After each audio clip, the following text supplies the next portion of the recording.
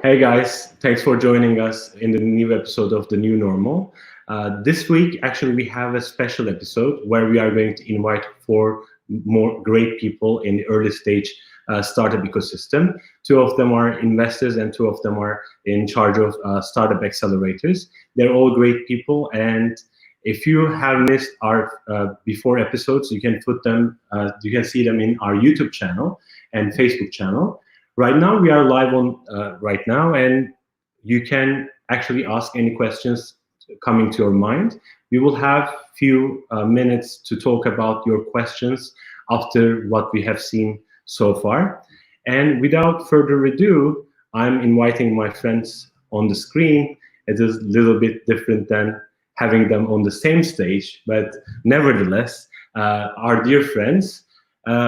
I would be really happy if you can go through who you are and what you are doing right now so that our audience can know you a little bit better. So on my screen, I see Narayanan at the first stage. So if you don't mind, I would be really happy, Nara. Sure. Can you hear me? Yes, perfect. Great. So good evening to those from my neck of the woods. Good afternoon from those from Europe, and good morning to Henry and the rest of the people from the other side of the Atlantic. My name is Narayanan, and I run this firm called Angivest Ventures. It's an early stage investment firm. We invest in various verticals, including fintech, health tech, marketplaces, AI, e-commerce. And most of our investments have been around the Bay Area because over the last couple of years, I've spent a fair bit of time in the Bay Area. In the process of investing, we've made about 8 investments to date. We've seen the pains that investors, both investors as well as the startup founders go through. And taking account of those pains, we've also decided to launch a fintech platform of our own, which is to enable startups and issuers to raise money by issuing securities tokens. We are going to be a regulated platform in the UAE, and I'm going to be a co-founder of that too. Thank you. Sounds really interesting. I mean, we met before, we talked about on securing assets on blockchain and fintech, and we run a few different programs related to fintech. So I'm sure that we will have some people joining us doing maybe a fintech company of their own. Thank you for the introduction. And Brian, if you want, would you like to continue and introduce yourself? Sure. Thank you, Khan. My name is Brian Marrinan. I am the managing partner of Journey Partners. I have sorry, the sun is coming in. It's just setting here. So I'm one of those early evening people. So I have a background in innovation and entrepreneurship going back 20 years. Set up one of the world's first fintech incubators in the US back in the late 90s. Then set up the first startup accelerator in Ireland a few years after that, 17 years ago now. And then most recently, I set up Propeller Shannon, which is an investment fund and accelerator for companies in the aviation and travel space, which is one of the more challenging areas right now. So I also then run an organization, Journey Partners, which helps aviation and travel companies to think a little bit differently about their business. We've set up innovation labs in aviation leasing companies, airlines, airports around the world. So it's a fascinating industry to be part of and one that I enjoy speaking about. Perfect. And I mean, I don't mind sun because this week wasn't that good, at least now here, but maybe Los Angeles is different. And Henry, would you like to introduce yourself and what are you guys interested in? Now you are based in Los Angeles, right? Yeah, I'm in Los Angeles at the time. Hello, everybody. My name is Henry Chi. I'm the portfolio manager for Capital Innovators. We invest through our startup accelerator, which is a 12-week cohort program. And we also invest at the seed Series A stage with our later stage fund. And then to date, we've invested in 130 companies and throughout pretty much every sector outside of bio and pharma. And my responsibilities here primarily sourcing and working with the portfolio companies in terms of this whole situation that we're all going through. So looking forward to this chat. Thanks, Khan. Thank you very much. I mean, really appreciate it. You guys all are here actually. So maybe we can close this session with Rodrigo. Rodrigo, do you mind talking about what you guys are doing in Brazil? No, yes. Well, hello guys. My name is Rodrigo de Alvarenga. I'm the CEO and founder of Ventures. Basically, we are a venture builder focused on early stage startups, and we work with them from scratch. That means either the idea or no idea whatsoever, until they can put the business up and running and start to scale. The majority of our entire portfolio is basically compounded by startups that are still either spread into 3 different boxes. We have one, which is basically the majority of the investments, and the cases that are in very early stage. They're trying to figure out the problem and coming up with the MVPs to test it, etc. There are those who are more advanced. They are already selling, and they already have customers, and they are learning how to increase their growth rate, so they can go to a place in which they can fundraise the necessary funds to scale. And we just had an exit 2 weeks ago. So our thesis is pretty much focusing on early stage businesses that can go international. And we work with startups from the Middle East, MENA region, Europe, US, Latam, and Brazil.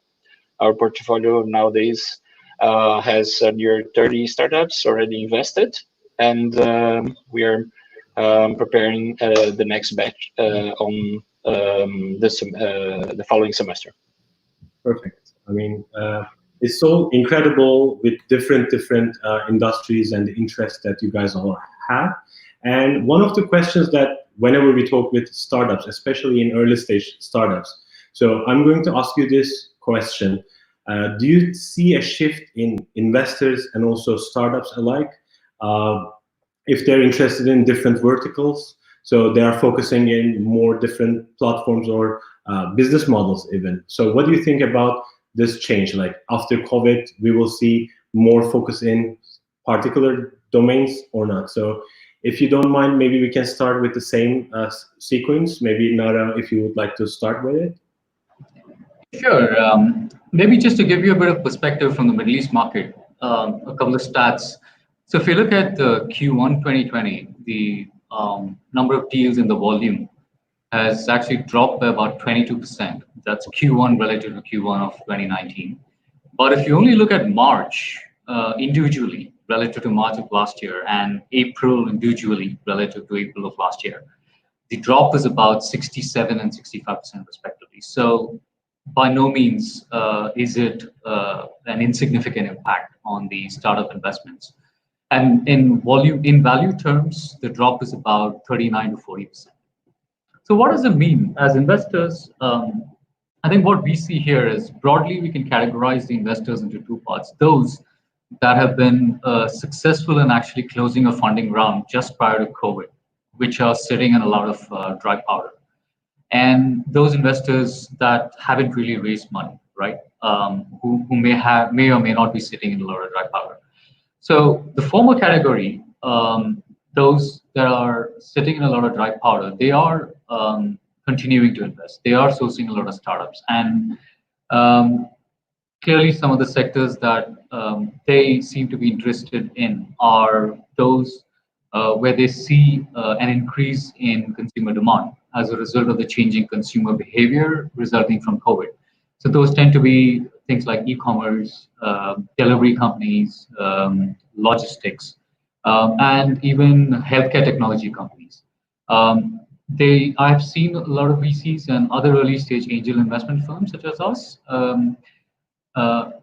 do a lot of analysis and interview a lot of founders and really understand. So where I see a shift is the fact that there is a lot of analysis or emphasis on the unit economics. So pre-COVID days, the good old days where investors used to throw money in companies where the customer acquisition costs would be like massive, and there wouldn't really be any clear path to profitability, and people used to only focus only on the number of customers acquired. That is something which is definitely changing because there's an increased emphasis on the unit economics. They want to see that there is a well-defined path to profitability and an ROI being demonstrated. And of course, the third point I'd like to bring is about investors do look at bargain. So they all know that valuations would have declined. There aren't too many reference points because of not too many deals happening, but there is a perceived drop in valuation across several verticals. So those are the ones sitting on dry powder, but those that are not, I think they continue to focus on their existing portfolio companies with the intention of supporting them and throwing money where they feel their portfolio companies are doing well. True. I mean, a lot of people are actually saying that flat rounds are like new 4Xs, 5Xs now because of the funding scheme, I guess. I'm already seeing investments as well. I know there is a huge drop. I hope people will recover. I hope some of the companies don't really need the cash right now. And by the way, I just forgot to say it again. Congratulations, Rodrigo, during this time having an exit. It sounds really good. I hope you will have many, many more in your portfolio. And what about Brian? What do you think about the shift in startups or investors side? Yeah, it's an interesting one. Let me maybe start with the investors to continue on the conversation on that front, because I think you've hit on a couple of interesting points there.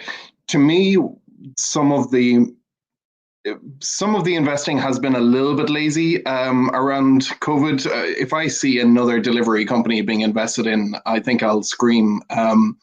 And you just got to wonder, is it really that they're the only organizations that they can get data on and see what's growing right now, or are they predicting that there's going to be a significant shift in the way people consume and purchase after this? I think only time will tell whether that sees it bear out, but there's certainly some of those investments that I think are not more sustainable in the long run. So it's going to be interesting from that perspective. I, from a founder perspective, think that this is going to be a really interesting moment in time because we're seeing existing founders who are going to have to be so much more innovative around how they do their business, really dig in terms of managing their financing, but really concentrating on the core value that they're creating as well and making that as close to commercial as possible.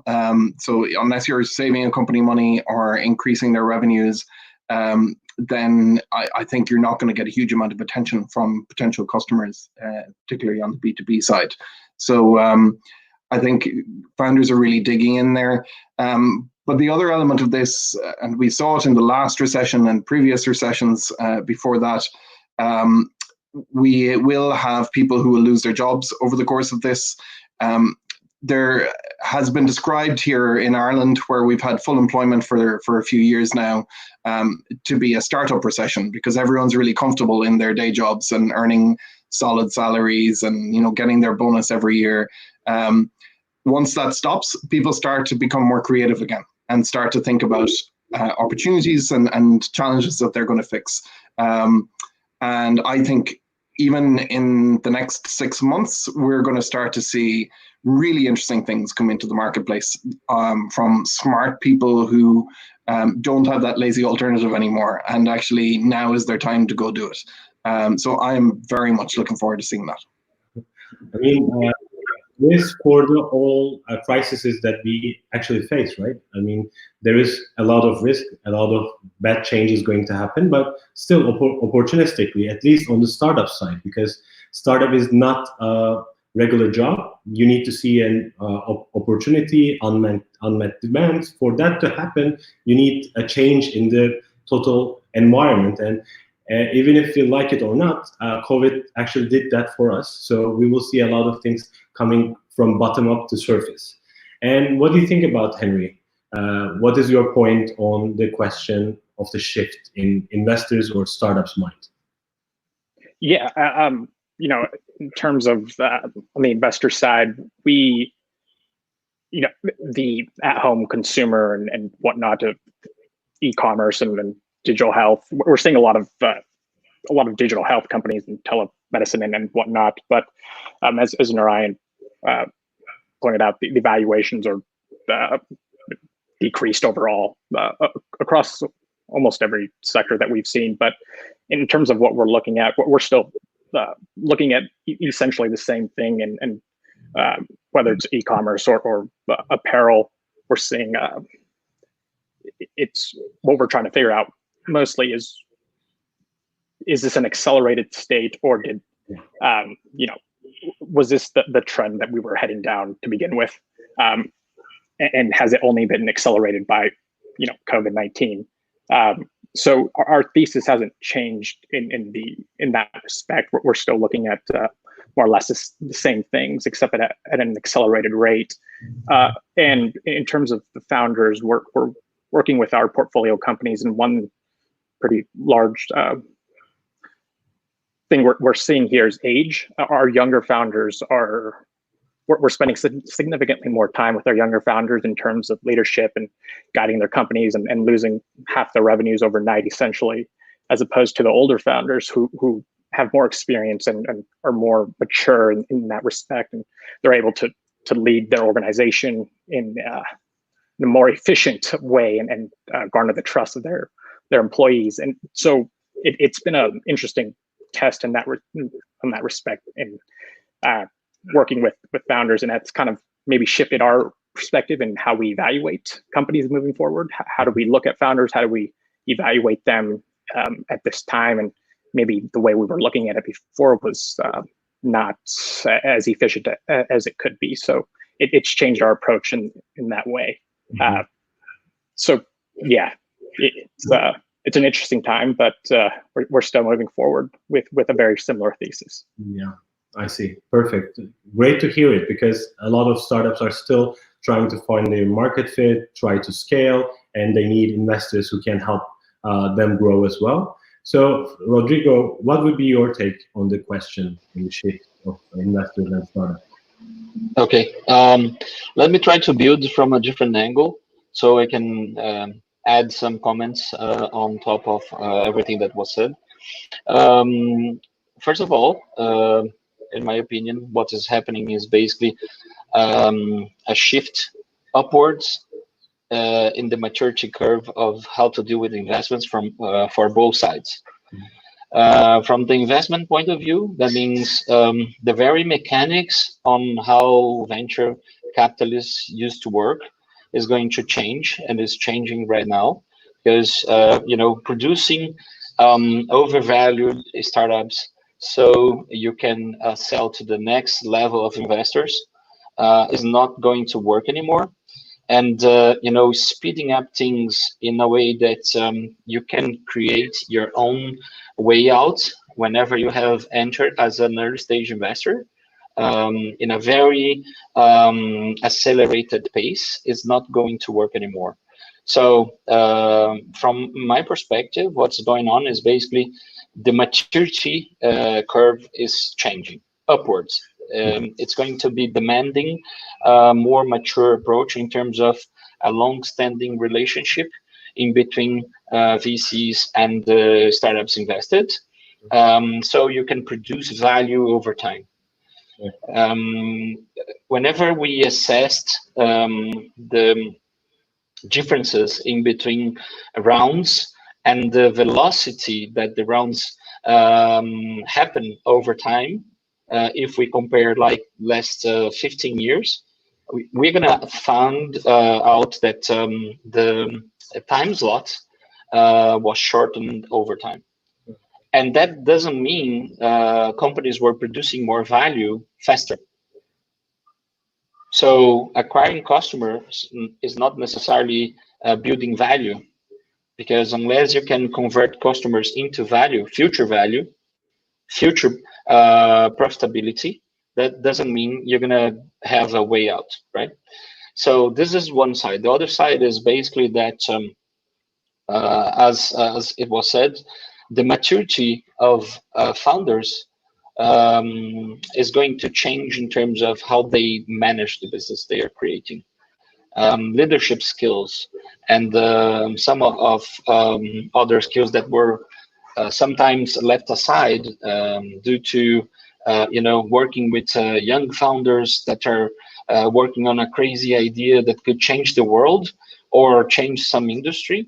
It's going to be replaced by do you really have the talents and the knowledge, and are you really aware of the depthness of the problem? Do you really know the problem well? Can you really build something upon it that will deliver value to the end customer, the end user? So I guess the questions will change and will get more, I would say, dense in one side. And on the other side, we're going to be kind of changing the lives of those who are trying to create companies using a very superficial approach. I mean, copycats of something that is working somewhere without having the knowledge, without having the talent needed. For example, startups that are using buzzwords to try to advertise that they're going to build AI, they're going to build whatever is very dense without having the proper knowledge about it, without really having expertise and previous experience to deliver, they're gonna suffer a lot. Yeah. So in a way, I guess the quality of the business that will be fundable will increase.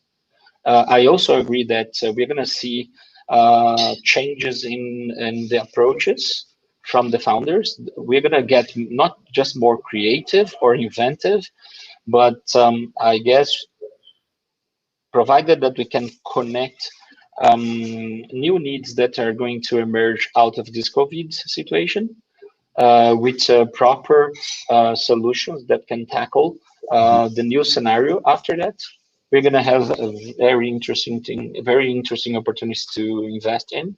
But I would say that the way we approach it is going to change as well. We're going to need to help them build the business along the journey instead of having an approach that is pretty much focusing on exits or focusing on the creation of kind of an artificial value in between rounds. I mean, I'm not saying that all the investors work like this. That would be a lie. But we have this phenomenon happening for a few years now, and this phenomenon is pretty much dead already due to what's going on right now. I know that this is kind of a very awkward assessment, but I can see your faces. I'm not sure you agree with that, but anyway, please disagree. I mean, what you are mentioning is quite there for a longer period of time, honestly. I mean, there are a lot of startups with valuations that many investors, not just startup investors, but let's say stock market investors, are not happy with the valuations and how they are kind of calculating the future benefits. So there is maybe a small inflation anyway in the startup sphere. It has been there in other industries as well. So I also think that the drop will kind of normalize in terms of the values, and startups will try to build better businesses rather than having rounds and rounds of investment and valuations, because this showed us how everything can change, and you can see the naked king running around, because you can always think that I have a lot of money, I'm running a new round, and there is no product or any traction or any kind of customer feedback. But unfortunately, those kind of things will happen, and we will see maybe similar cases soon. Yeah, basically the playground for smaller kids is over. Yeah, true. It was kind of a closed circle anyway. I mean, I was thinking about this, and I'm a little bit sorry that we are all 5 guys here. We don't really like to have just a football team of people talking about aspects of things, but We will have more female voices, of course. We are planning to do that, but I'm still great that we have 4 different parts of the world talking about similar topics right now. So my second question would be, since we have people listening to our podcast or videos coming from different backgrounds, and they are actually looking for good tips and tricks, because everybody is having kind of hard time in pandemic situation, having hard time to raising money or having channels to go to their customers. So I would ask you this new question. Do you have any kind of good examples of how the startups in your alumni or startups that you know actually responded really well to COVID situation, this new normal? So Nara, would you like to talk about any startup that you know who had some kind of a good experience in this pandemic? Sure. So if I look at our portfolio companies, we've had a mix, right? We've had startups that have shown a negative response, so to speak, which is, they've had to deal with the wrench thrown at them by COVID-19, whereas on the other side of the spectrum, you've had startups that have responded pretty well. So I guess the startups that have benefited, I can think of one example. It's a US company based in Boston. It's a platform for health systems that tracks and helps share medical equipment across health systems in the United States. They managed to actually back this contract and sign with the American Hospital Association, which in turn entered into a public-private partnership with the US government. That's because there was a severe shortage of ventilators across the United States. So Cohilo, this is the name of the company that has a platform that helps connect all of these medical equipment. So they signed up with the American Hospital Association, put all of the health systems into their platform together for the health systems to share whatever ventilators they had, so that they could be tracked and sent to those hospitals that are experiencing shortages.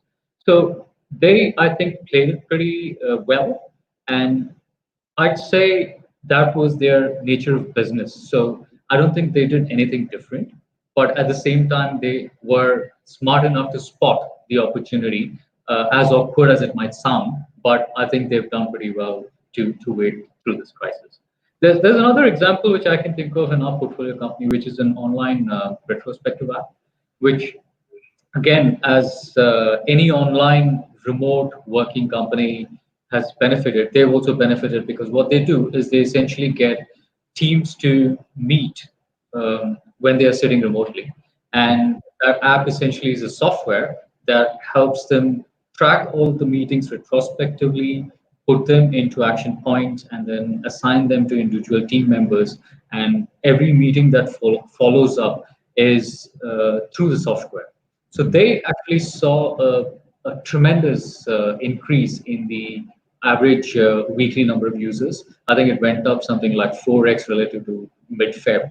And even in terms of the number of meetings held, I think it went something like 6 times relative to mid-Feb. So for them, it's been great. But that said, in those cases, this second company particularly, they're actually experiencing a peak where the rate of growth from February to probably the first week of May was exponential, but now it's kind of plateaued off. So now they're trying to figure out, okay, in this post-COVID scenario, what are people going to do? Are they going to continue to hold these online meetings to the same extent? Are they likely to see the same growth? And should they be kind of investing in marketing and acquiring customers? That's the question that they are asking of themselves, which I don't think they have answers to. But they've done pretty well so far. Yeah. Thank you for sharing those. I mean, we can all agree there are still opportunities in the market, even if there is a crisis all around us. And some startups are better at finding those opportunities and moving on where they need to be. And what about you, Brian? Would you like to share anything on that? Yeah, it's certainly been an interesting time, just given it's aviation and travel that we specialize in. You would imagine that our portfolio would simply die off en masse. And there are certainly people who are perhaps selling to airlines that are really struggling right now because airlines have just shut everything down and said no. But we have also seen some really interesting developments that come out of that. And I think the smart founders who are looking for clues in their data can start to find these little nuggets that allow them to move forward. We have one company that we invest in, which was a travel map, which was kind of repurposed into a really interesting mapping solution around finding retailers that were open in your area, the best times to go to them, things like that. A real kind of local tool rather than a traveler or a tourism application. We also saw one of our companies, Dotrotter, who their whole thesis was to allow travelers to move around the world whilst earning their way. So you could actually donate some of your time in return for staying in a person's guest house or something like that. So what they've found is they're getting a swathe of people who have realized they can just as easily work from home after these past 2 months as they could from the office, and then expanding that out to realize they could just as easily work from any country in the world rather than being in their office. So they're getting a huge amount of visitors and people interested in exploring how they can travel more cheaply, see the world, and still maintain their jobs remotely. It's been fascinating from that perspective in the travel space. We've seen other companies around the world that have adapted really quickly. One of my former areas of interest, and still an area of interest, is esports. That's seen a boom. There's one company that I'm very close to, Mission Control, which helps organizations to set up sports leagues for its employees and universities to set it up for their students. And they have gone from 2 to 3 inbound inquiries a month in December to probably about 20 or 30 a day now. And it's just spectacular how much that's growing. So that's a very young company that's just seeing everything come together at the right time for it. But what I like is when people are really smart about where are the clues to what I should be pivoting to and how do I do that, but really maintaining the core belief in their company and the long-term vision that will see them in being success, rather than just something that distracts them for the next couple of months. The nature of pandemics are that they are temporary. This is not a new normal for much of what we do in our lives. And therefore, I think there's an element of companies hanging in there to see out this few months and really delivering quality stuff when they come out of this and people start looking at how they actually develop their platforms from now on. I mean, it is really now these people from the companies, they are doing like online engagements with those startups. So what they are doing now?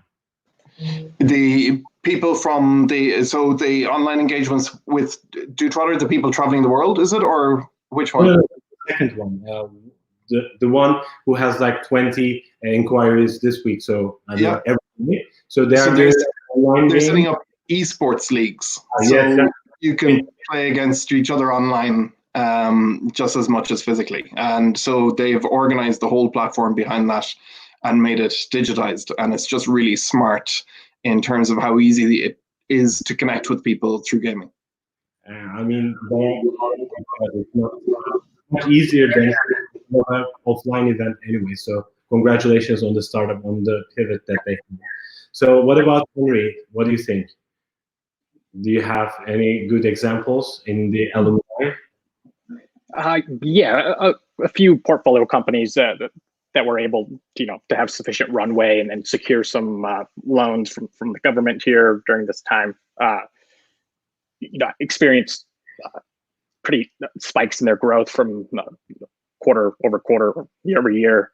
And one of the companies that we had is a gifting company, e-commerce gifting, and they're about 6 years old, so they're not really new per se, but their growth was kind of stagnating and plateauing. And this time has seen a significant increase in sales and traffic and everything. And they decided to go completely remote with their entire team.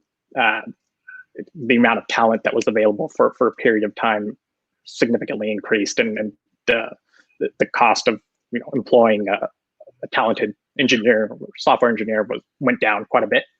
And that flexibility, they believe will enable them to acquire more talent as they move forward. And then several of the other portfolio companies of ours that have really been trying to build and grow their goodwill in the communities that they are in terms of disseminating information, trying to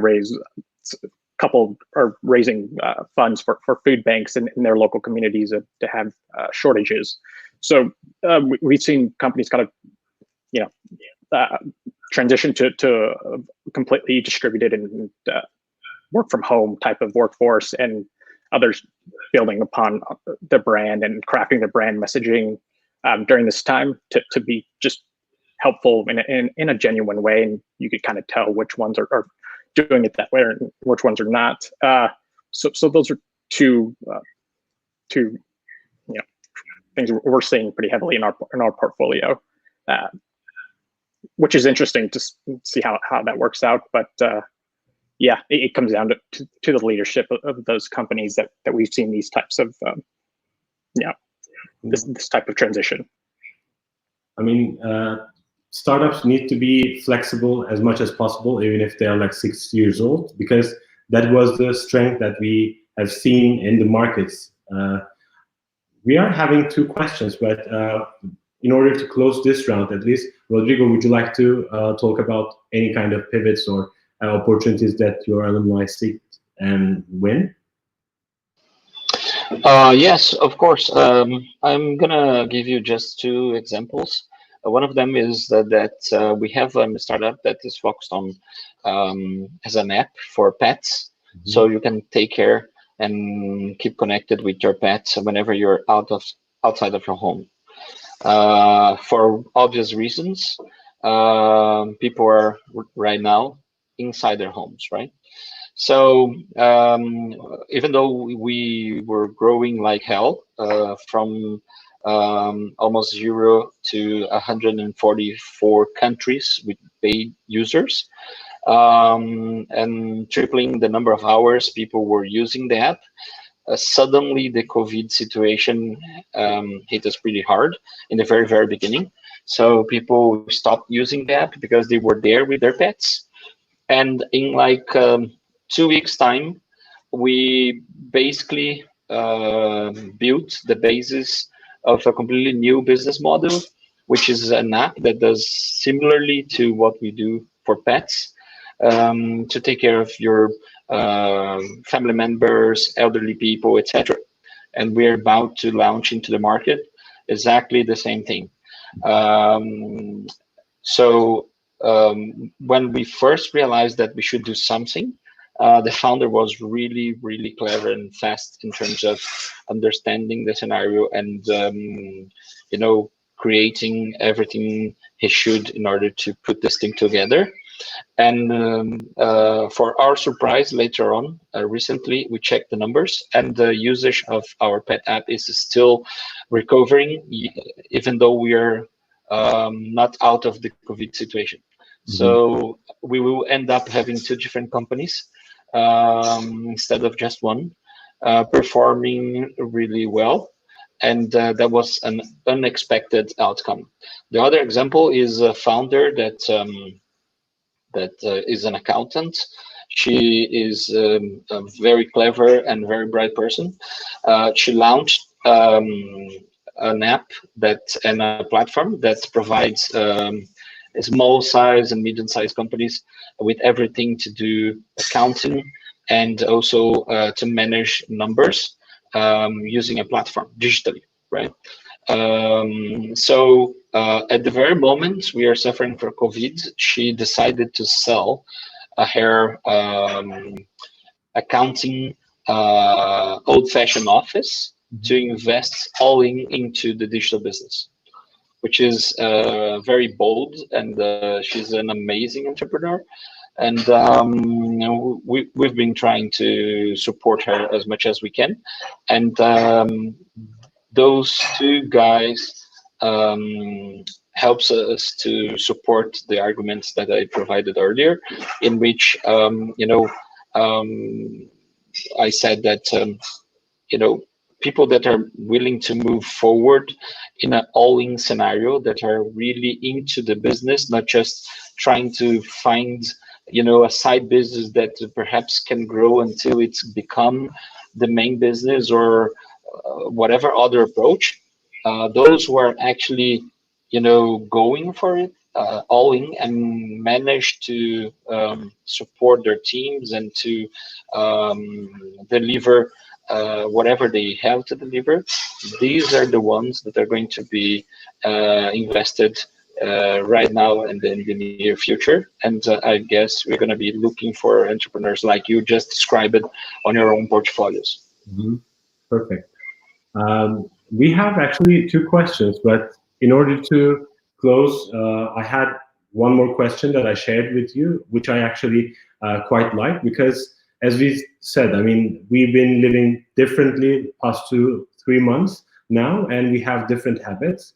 Of course, we will go back to our old lives a little bit, but I'm sure that some things will also remain. So what I'm going to ask you is, what is the thing that you appreciated during this quarantine, and you are willing to keep it in your life as it is in quarantine time? So if you want to share a few ideas and a few thoughts about it, I would be happy to start with you, Nara.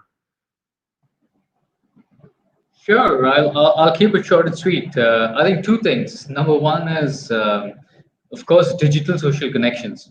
I think I have managed to kind of catch hold of some of my friends who I had not spoken to for the last 25 years. I think it is only in such times that you're able to sort of reach out to all of your friends because of the platforms, and because you do have the time and the inclination, and they also do the same. So that's something which I would definitely like to continue to, carry forward once we return to normal, if and when we do, because I do tend to value that dearly, because the power of network, even with your old friends, that can kind of give you enormous benefits, is what I think. And the second thing is, of course, I had no clue as to how a household is run. I knew how companies are run. So it's really the first time that I could get to enter the kitchen and try to kind of lay my hands on. Not that I think I will be able to continue that going forward, but I'd certainly like to think that I would belong and like to continue as much as I can. These are the two things I'd like to kind of carry with me. I mean, good to hear, because it's a time where we can actually reinvent ourselves. So I'm quite happy that people are actually getting nice things out of this kind of pandemic and bad situation all around the world. What about you, Brian? What do you think? I think Narayanan stole my answers. So it's exactly it, being so much more deliberate about the connections that you're making, and reaching out to those people that you just left go for a little bit of time when there was no real reason to do that. You were just busy. And I think we're all starting to think a little bit more about how important those connections are to us, and being able to reach out and connect with people. I too have been going into the kitchen, and baking has given me an extra about 2 stone, I think, of weight to throw on this large frame. I will tell you one thing that I really am missing, and that is flying. The first flight out of this country that I get to go on, I will be on there immediately. I'm missing that experience, going somewhere warm, although it's been beautiful here, but I'm really looking forward to that. Perfect. What about you, Henry? It's connecting with folks that I kind of lost touch with over time, and I would say one thing in our communications that are different now would be people are more vulnerable, and so they open up more. And the tougher questions are not as tough anymore in this environment, I'd say.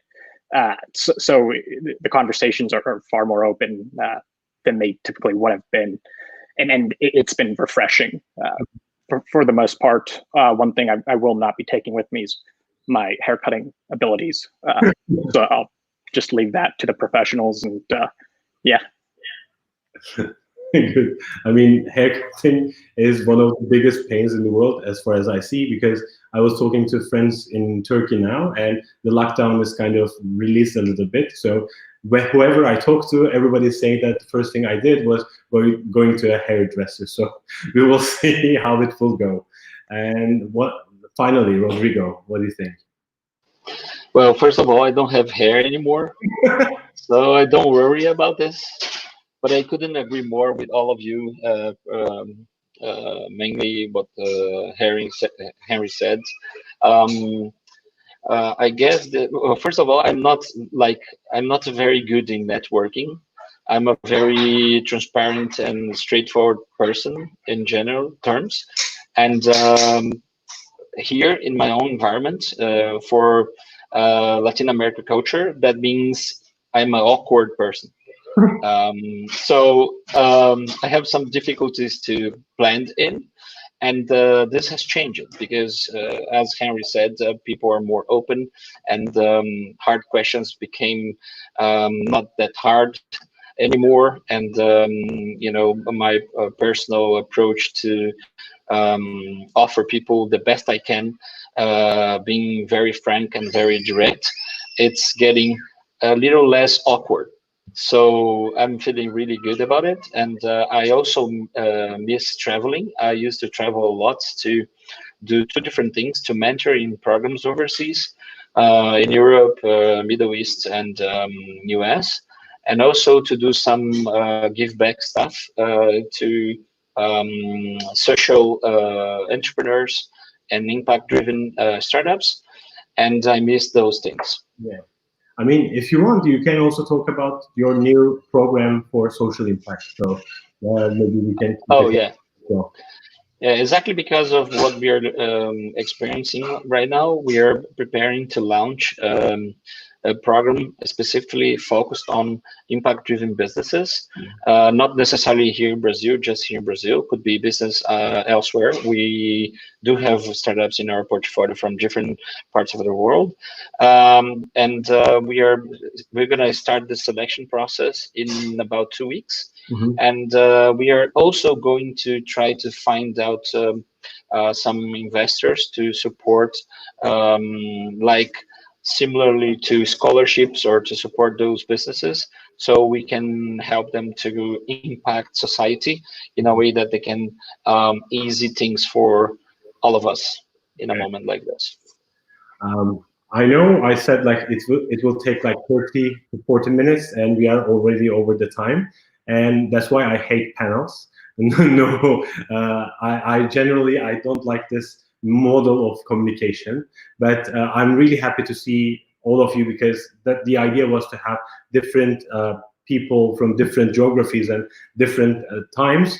And I'm quite happy. Before closing, maybe we can have one question. One of our investor friends, Ahmed, actually asked us.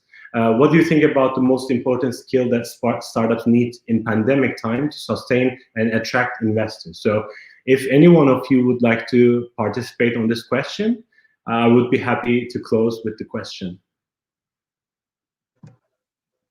Shall I go? Yes. Well, great. Thanks, Ahmed, for that question. I think the skill sets that startups would have, I think they would need to have pretty much the same skill sets as they had prior to the pandemic, except that I'd say they need to be better observers now, given that the pandemic is making things change very rapidly, and nobody really knows what's going to happen, and most of us don't even know what we don't know. I think it is important. One of the key skill sets that the startups would need to have is to just keep observing for the inflection points, being able to see around the corner so that they can position themselves and be adaptable to change much more rapidly than what was previously the case. Brian, you were Yeah, I think for me, there's probably a few core things that we would be looking at. Agility in terms of mindset, so really looking for where those opportunities lie. Intelligence always, and then key probably now more than ever is an ability to sell. It's really interesting. We saw two companies in the past couple of weeks, both of which were playing in the same space, selling to the same customers, and one was giving us a story about how no one was buying, and the other had pulled on board two customers in the last month. Now, it was just two customers, but it just showed an ability to be a little bit more aggressive and a little bit more determined in getting there, and that's really impressive to us. So really going for that and selling your heart out right now is important. Thank you guys, really appreciated all of your time, and this video will be published in YouTube and Facebook. Rodrigo, would you like to add? Oh, if you don't mind, I would like to just go with two different things so we can add to what was said. One, leadership moved from leading the execution towards leading the execution plus dealing with people's fears and doing this in a way that they will follow you and will feel more secure and safe because they're working with you. This is one thing. And the other thing I would say is that now the other diversity aspect that you should consider into your team is seniority. And by seniority, I mean people with more experience. Instead of, just looking at, your team as people like you, same age, etc. But oh yes, I have women, I have other gender, etc. They should include also some seniority because those who are more experienced in a moment like this can add a lot of value.